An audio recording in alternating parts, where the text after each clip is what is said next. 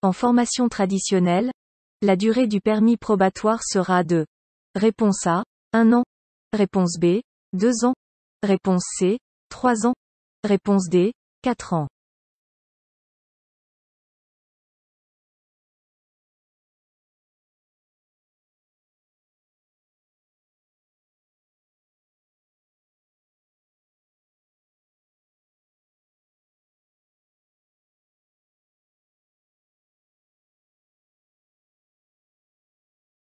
Lorsque j'obtiens mon permis par le biais de la formation traditionnelle, ma période probatoire dure 3 ans. Je récupère 2 points par an sans avoir commis d'infraction. Réponse C. Je maintiens mon allure. Réponse A, oui. Réponse B, non.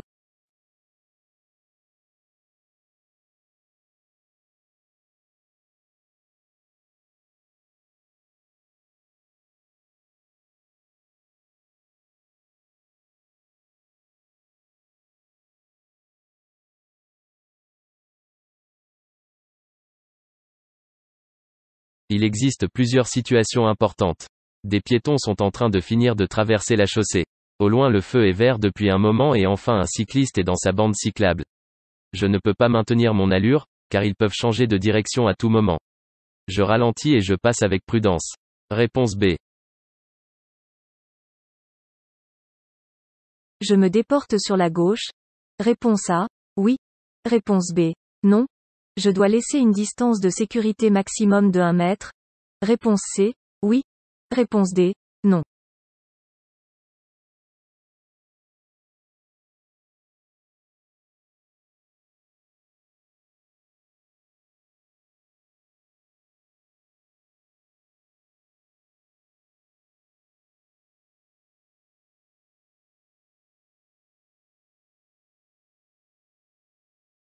Je circule en agglomération et une personne est en train de monter sur le trottoir. En ville, je dois laisser une distance de sécurité minimum de 1 mètre. Je peux me déporter sur la gauche afin de respecter cette distance de sécurité. Le véhicule qui arrive en face est assez loin. Je me déporte. Réponse A et D. Les parcs relais facilitent l'accès au transport en commun. Réponse A, oui. Réponse B, non. Sont gratuits la plupart du temps. Réponse C, oui. Réponse D, non.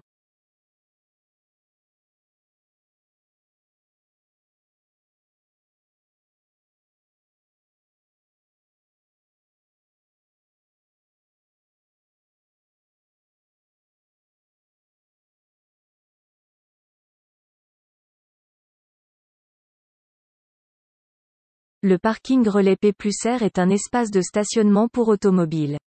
Il est situé en périphérie d'une ville et est destiné à inciter les automobilistes à accéder au centre-ville en transport en commun afin de désengorger le trafic et diminuer la pollution. Ce parc de stationnement peut être payant ou gratuit, gardé ou non. Réponse A et C. Le système e-call permet de prévenir automatiquement les secours en cas de panne. Réponse A, oui. Réponse B, non. D'accident. Réponse C, oui. Réponse D, non.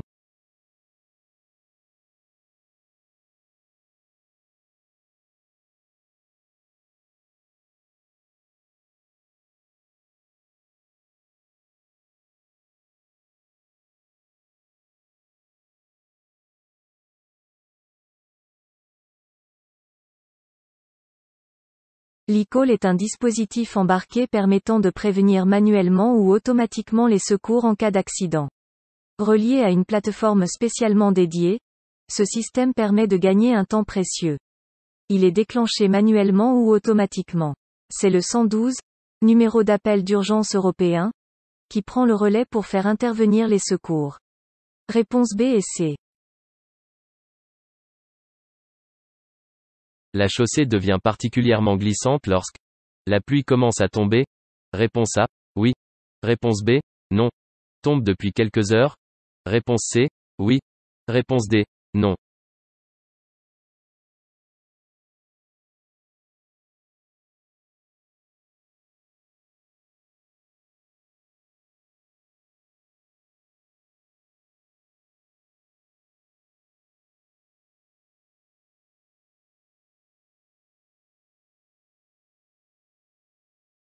Une chaussée devient particulièrement glissante en début de pluie, surtout après une longue période de beau temps et de chaleur. Le début de pluie mélangé au corps gras présent sur la route rend celle-ci glissante. La forte pluie va laver la chaussée. Mémo, la pluie après une longue période de beau temps est appelée verglas d'été, car la route est aussi glissante que sur du verglas. Réponse A et D. En cas d'accident, j'appelle les secours en renseignant. Réponse A, l'immatriculation du véhicule. Réponse B, mon identité. Réponse C, le nombre de victimes. Réponse D, mon numéro de téléphone.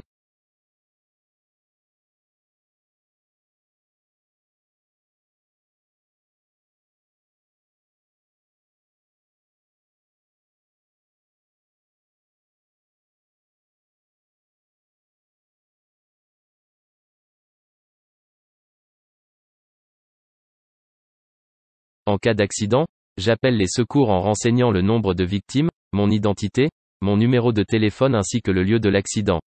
De plus, je ne raccroche jamais sans autorisation, j'attends que les secours me le demandent pour rester à leur disposition si besoin. Réponse B, C et D. Je peux m'arrêter le long du trottoir pour déposer un passager. Réponse A, oui. Réponse B, non.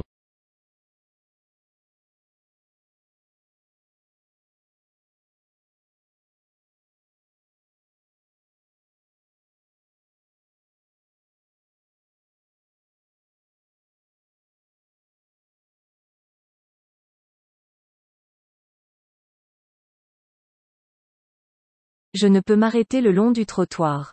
En effet, je me placerai dans une bande cyclable, ce qui est interdit, et j'obligerai les usagers arrivant derrière moi à commettre une infraction pour me dépasser en franchissant la ligne continue. Je vais m'arrêter plus loin. Réponse B. Mon volant vibre de plus en plus. Cela peut venir d'un mauvais équilibrage des roues. Réponse A, oui. Réponse B, non. D'un manque d'huile moteur. Réponse C, oui. Réponse D, non.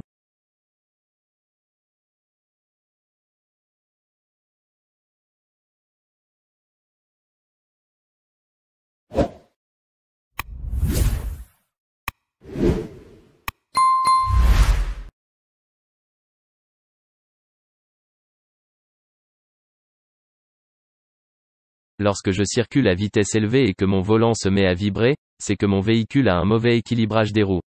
Il faut installer des petits poids sur les roues de façon à équilibrer le véhicule. Un manque d'huile n'a jamais fait vibrer une voiture, mais peut casser un moteur. Réponse A et D. Je viens d'actionner la sécurité enfant. Réponse A, oui. Réponse B, non. L'airbag du siège passager. Réponse C, oui. Réponse D, non.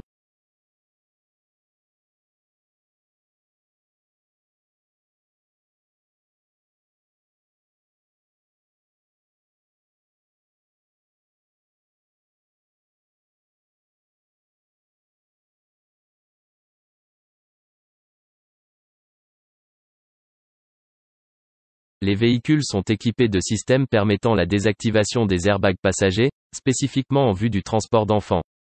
Ces systèmes fonctionnent de la façon suivante: une serrure, contrôlée par la même clé qui vous permet d'allumer le moteur du véhicule, permet de tourner une serrure sur deux crans, l'un qui active l'airbag, on, l'autre qui le désactive, off. Pour transporter un bébé dos à la route, il faut impérativement désactiver l'airbag afin d'éviter des lésions graves en cas de choc. Et l'activer lorsqu'on transporte un enfant de 10 ans et plus à l'avant. La sécurité enfant est située dans les portières arrière du véhicule pour éviter que les enfants ouvrent les portes de l'intérieur. Réponse B et C. La zone d'incertitude de ce cycliste correspond en moyenne à. Réponse A, 1 mètre. Réponse B, 1,50 m.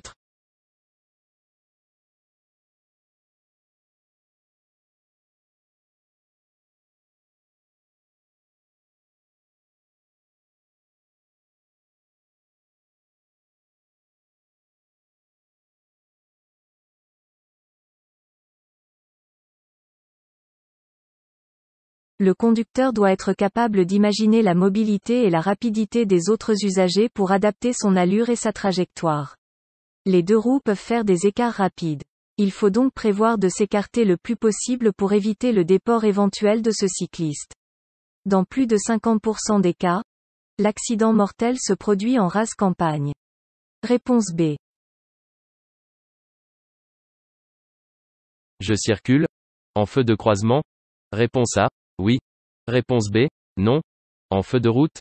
Réponse C. Oui. Réponse D. Non.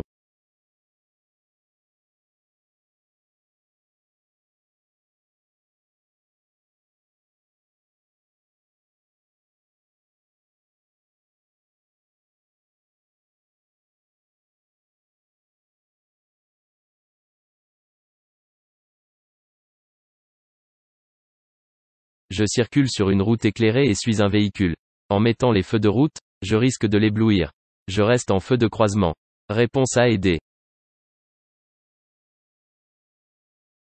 Cette commande permet, réponse A, de régler le limiteur de vitesse. Réponse B, de gérer le volume de la radio. Réponse C, de régler le régulateur de vitesse.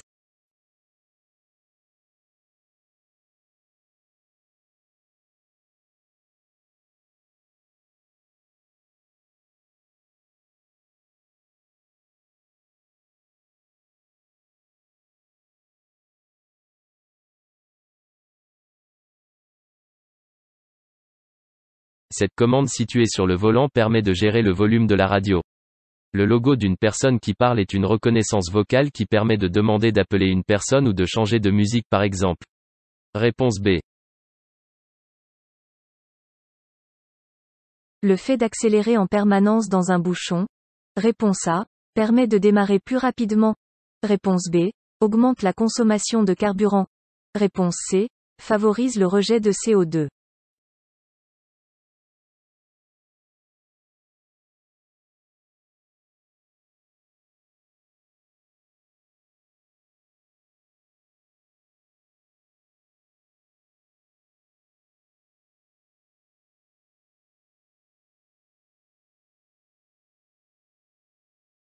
Dans un bouchon, le fait d'utiliser l'accélérateur en permanence pour démarrer augmente la consommation de carburant, donc le rejet de gaz polluants comme le CO2. Réponse B et C. Ce passage à niveau est muni. Réponse A. D'un feu rouge clignotant. Réponse B. De demi-barrière. Réponse C. D'une ligne électrifiée.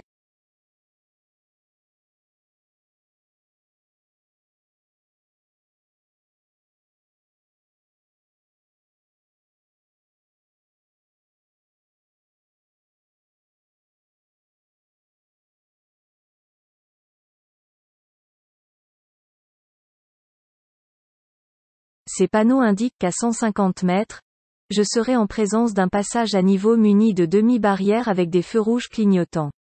Petit truc mémo. Lorsqu'il y a inscrit signal automatique sous le panneau de barrière, il y a forcément des demi-barrières et deux feux rouges clignotants. Réponse A et B. Mon acuité visuelle est de 10 dixièmes E accent grave ME. Je peux donc lire ces panneaux A. Réponse A, 50 mètres. Réponse B, 100 mètres. Réponse C, 150 mètres. Réponse D, 300 mètres.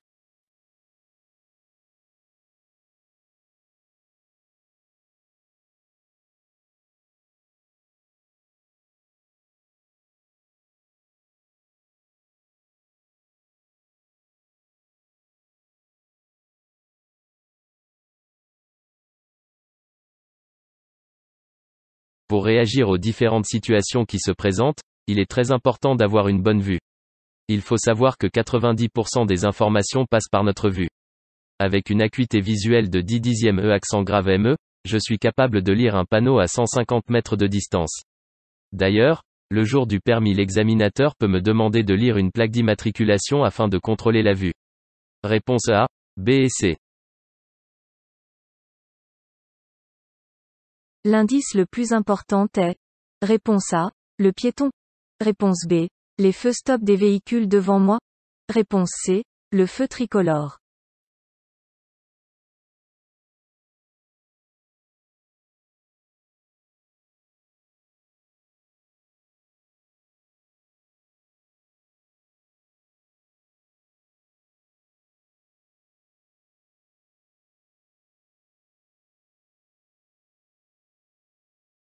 Dans cette situation, l'indice le plus important est le piéton.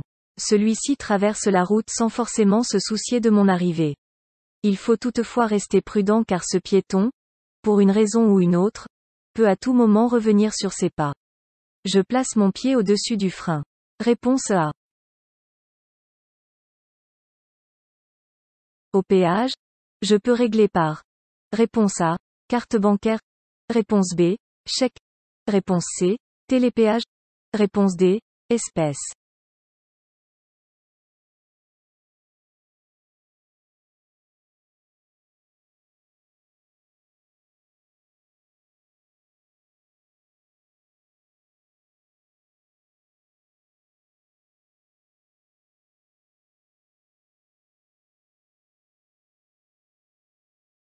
Le panneau de droite m'informe du type de règlement accepté à ce péage. Les 3 logos indiquent que les modes de règlement disponibles sont le télépéage, la carte bancaire et les espèces. Réponse A, C et D. Vérifier les espaces devant et derrière mon véhicule avant de démarrer est utile. Réponse A, oui. Réponse B, non.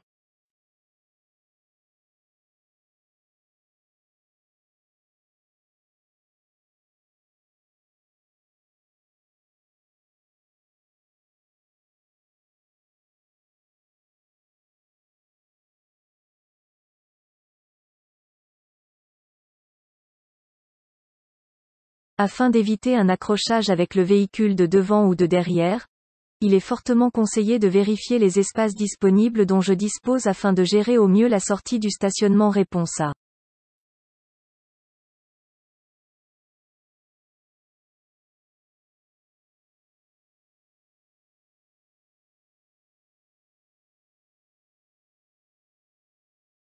Le cycliste doit porter un gilet de haute visibilité? Réponse A, oui. Réponse B, non.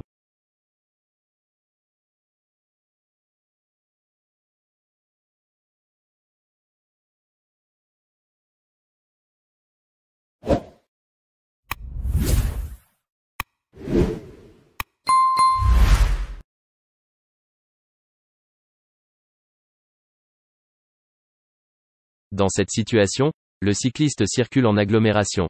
Il n'a donc pas l'obligation de porter un gilet de haute visibilité.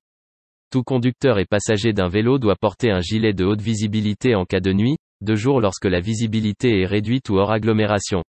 En cas de non-respect, un cycliste risque une amende pouvant aller jusqu'à 135 €. Réponse B. Ne pas utiliser ces clignotants est source d'accident? Réponse A, oui. Réponse B, non.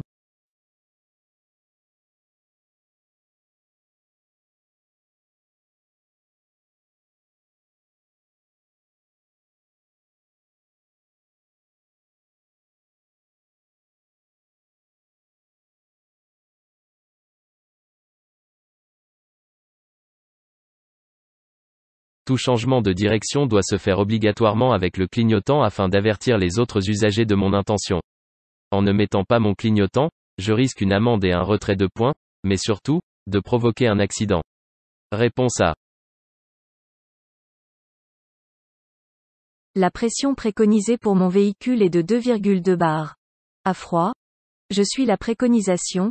Réponse A, oui. Réponse B, non. À chaud? J'augmente de 0,3 bar. Réponse C, oui. Réponse D, non.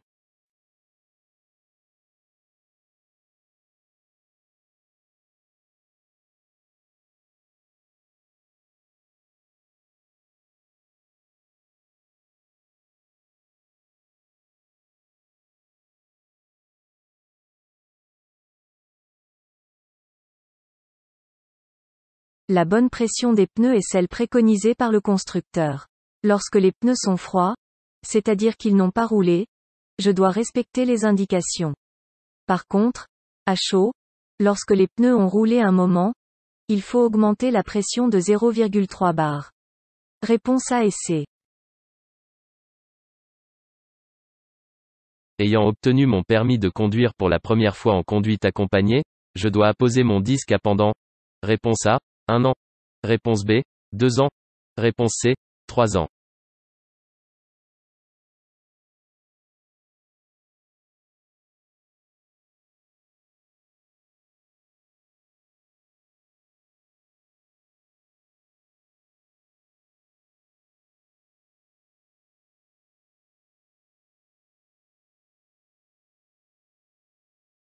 En circulation, les nouveaux conducteurs doivent apposer, de façon visible, à l'arrière de leur véhicule et sur la partie inférieure gauche un disque A pour les personnes ayant eu une formation en conduite accompagnée. Le port du A sera obligatoire pendant 2 années.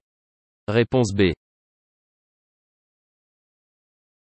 Le véhicule devant moi vient juste de freiner.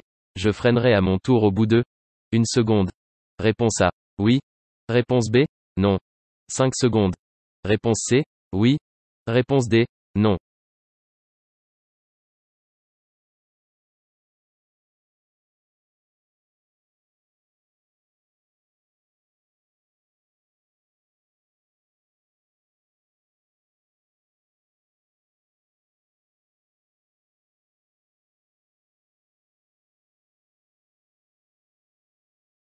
Conduire est une activité difficile. Il y a beaucoup de choses à voir et faire. Le temps de réaction c'est percevoir, analyser et agir. Cela veut dire qu'il me faut 1 seconde entre le moment où je perçois le danger et le moment où je freine. Durant ce laps de temps mon véhicule continue à avancer. Je freinerai au bout d'1 seconde. Réponse A et D. Depuis le poste de conduite, je vois tout ce qui se trouve devant mon véhicule. Réponse A, oui. Réponse B, non. Derrière mon véhicule. Réponse C, oui. Réponse D, non.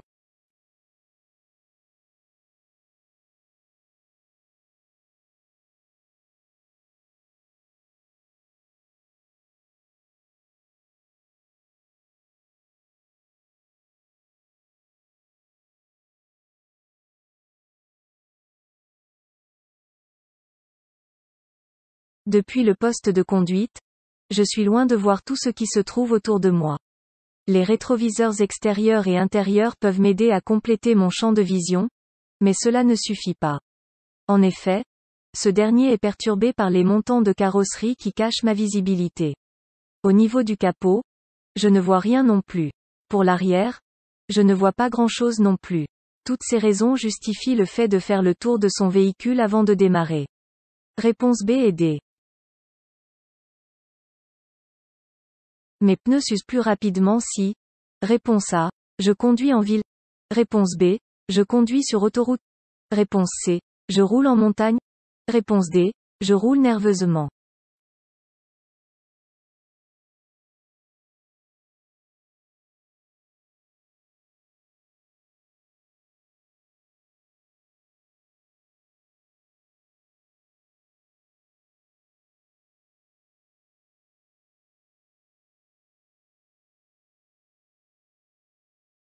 Le style de conduite et la qualité des routes que l'on emprunte habituellement influent sur l'usure des pneumatiques.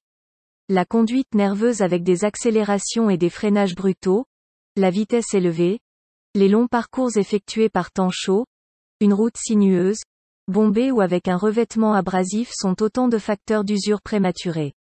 Si les virages sont pris trop rapidement, en montagne par exemple, et si la route est très sinueuse et bombée, il y aura une usure rapide et irrégulière de la bande de roulement. Réponse C et D. Un dépistage de stupéfiants est obligatoire en cas d'accident corporel. Réponse A. Oui. Réponse B. Non. D'accident mortel. Réponse C. Oui. Réponse D. Non.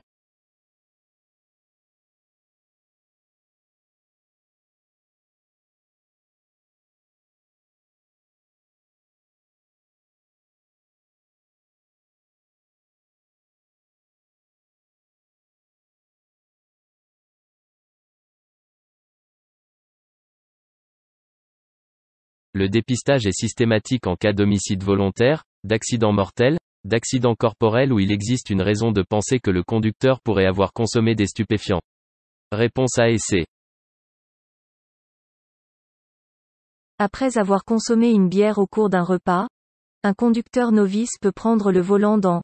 Réponse A, 30 minutes. Réponse B, 1 heure. Réponse C, 2 heures. Réponse D, 2h30.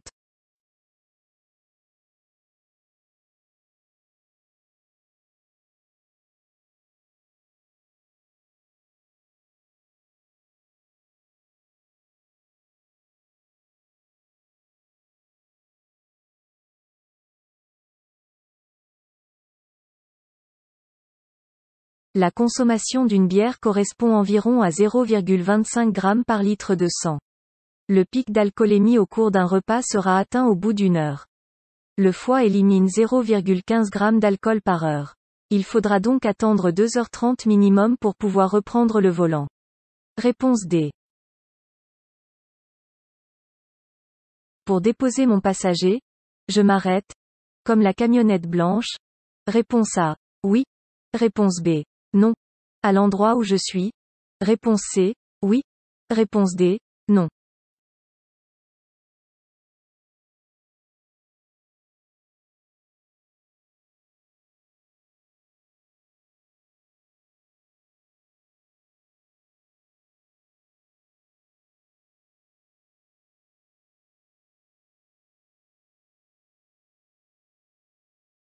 Sauf indication contraire, l'arrêt et le stationnement sont interdits sur le trottoir. Cela est réservé exclusivement aux piétons. En m'arrêtant sur le trottoir, j'obligerai les piétons à s'engager sur la chaussée. Je ne peux pas m'arrêter où je suis car je cache la visibilité du passage piéton. Je m'arrêterai plus loin le long du trottoir après le passage piéton. Réponse B et D.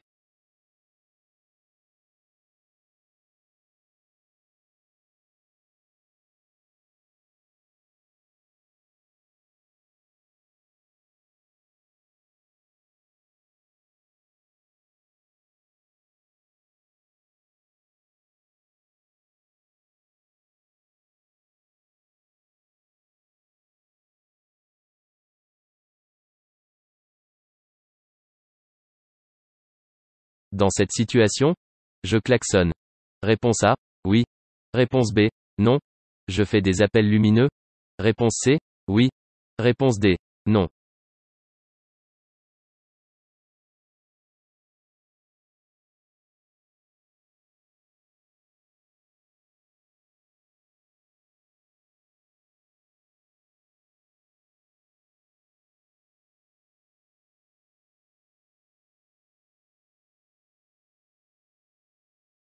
Même si un autre usager a un mauvais comportement, l'agressivité n'a jamais rien arrangé. Dans cette situation, je freine, je ne klaxonne pas, je ne fais pas d'appel lumineux. Réponse B et D. Avant de monter dans mon véhicule, je vérifie l'état des pneumatiques. Réponse A, oui. Réponse B, non.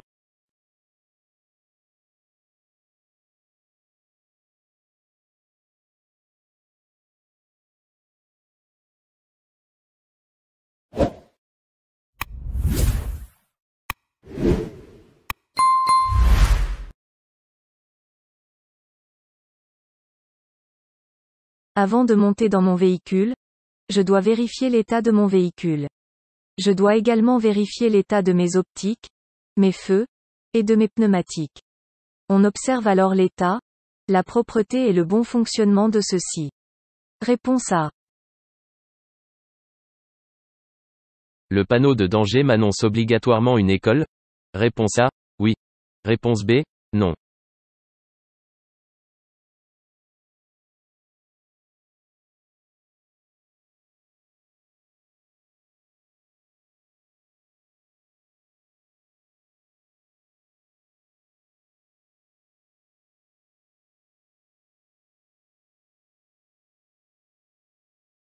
Le panneau de danger annonce un endroit fréquenté par des enfants.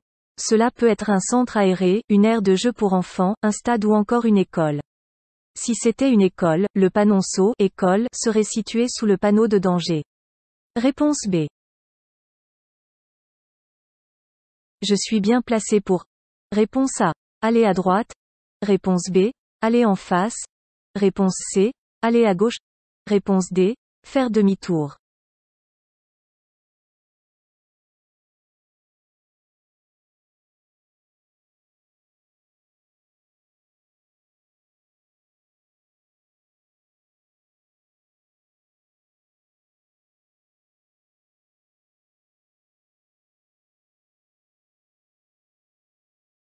J'arrive sur un giratoire avec deux voies et je suis placé sur la voie de gauche.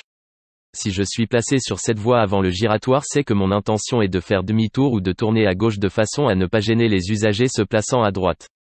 Réponse C et D. Cette commande permet de régler. Réponse A. La hauteur des feux. Réponse B. Le rétroviseur intérieur. Réponse C. Les rétroviseurs extérieurs.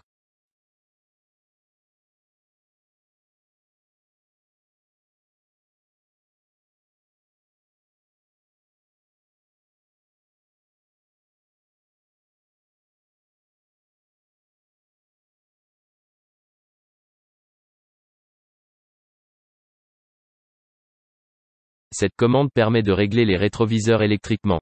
Un bon réglage des rétroviseurs permet de diminuer les angles morts. Réponse C. Le temps de réaction augmente avec la vitesse. Réponse A. Oui. Réponse B. Non.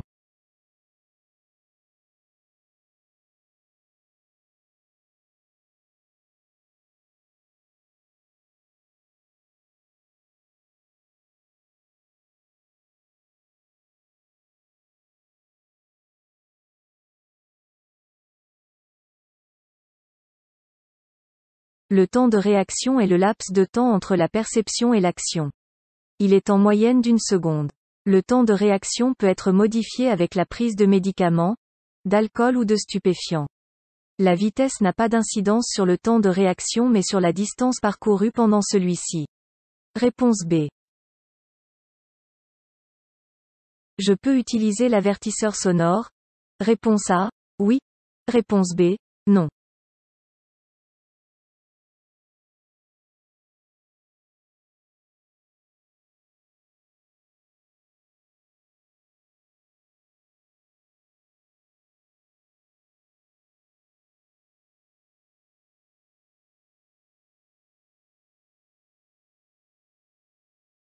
Des cyclistes circulent côte à côte. Les cyclistes ont l'obligation de se mettre en file indienne lorsqu'un véhicule annonce son approche. Je peux donc utiliser l'avertisseur sonore pour avertir de ma présence. Réponse A. Sur route les tracteurs sont limités à.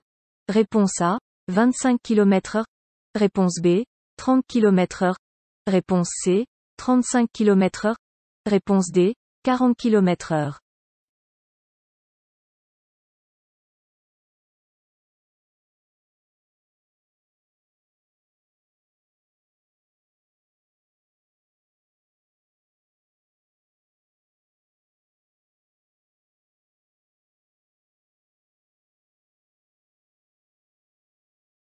Les tracteurs ont une limitation de vitesse de 40 km/h.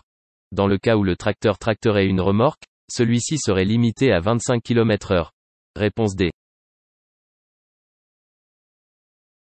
Un véhicule hybride utilise une seule source d'énergie.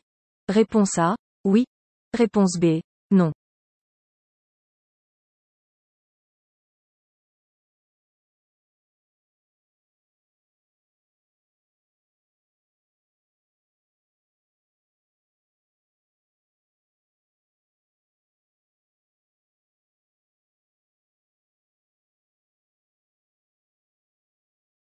Une voiture hybride est un véhicule qui avance grâce à deux sources d'énergie distinctes. Les voitures hybrides utilisent généralement du carburant et de l'électricité, ce qui leur permet de dégager moins de CO2 et de substances polluantes. Réponse B.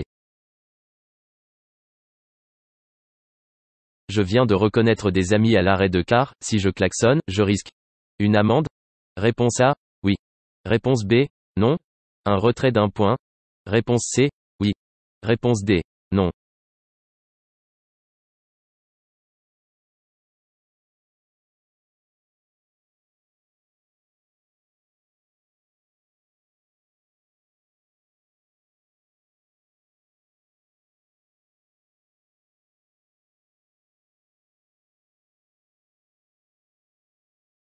En agglomération, l'usage de l'avertisseur sonore est autorisé uniquement en cas de danger immédiat.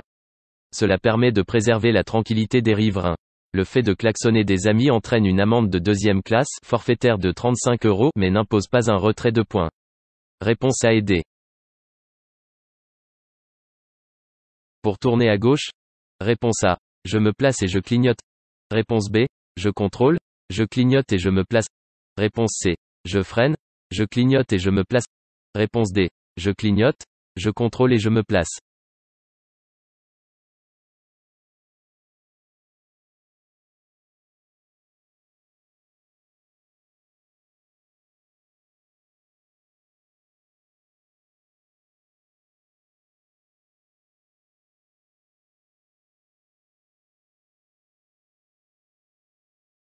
Pour tourner à gauche, il faut respecter la règle suivante. Je contrôle dans les rétroviseurs intérieur et extérieur gauche puis je clignote. Ensuite, je me place dans la voie de stockage. Enfin je freine et rétrograde. Réponse B.